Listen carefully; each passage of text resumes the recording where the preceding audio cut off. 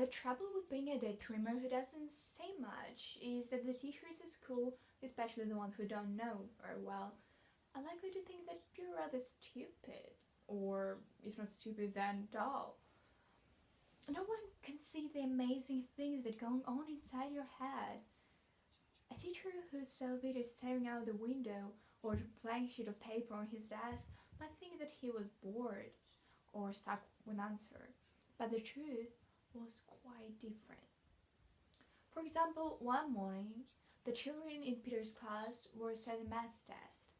They had to add up some very large numbers and they had 20 minutes to do it. Almost as soon as he had started on the first sum, which involved adding 3,500,295 to another number almost as large, Peter found himself thinking about the largest number in the world. He had written before it now the number that won the name of Google. A Google was 10 multiplied by 10 100 times. 10 with 100 moles on the end. And that was even better word, a real beauty, a Googleplex. A Googleplex was a 10 multiplied by 10, a Google number of times. What number? Peter let his mind wander off into a fantastic size of it, but not stayed out into space like bubbles. His father had told him that astronomers worked out that the total number of atoms in all the millions of stars they could see through their giant telescopes was 10 with 98 nulls on the end.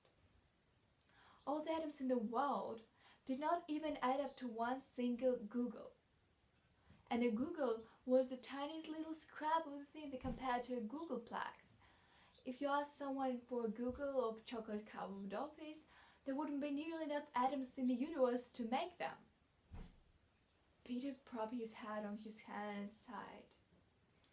At that very moment the teacher clapped her hands. 20 minutes were up.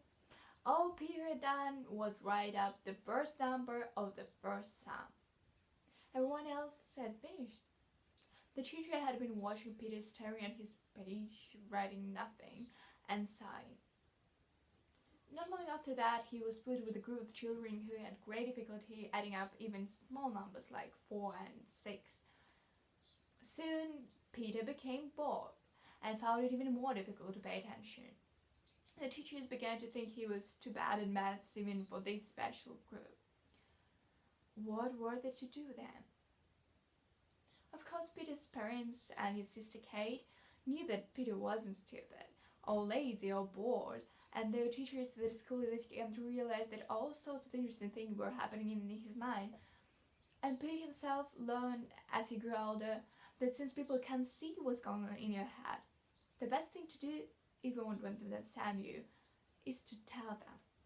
So he began to write down some of the things that happened to him when he was staring out of the window, or lying on his back, looking up at the sky.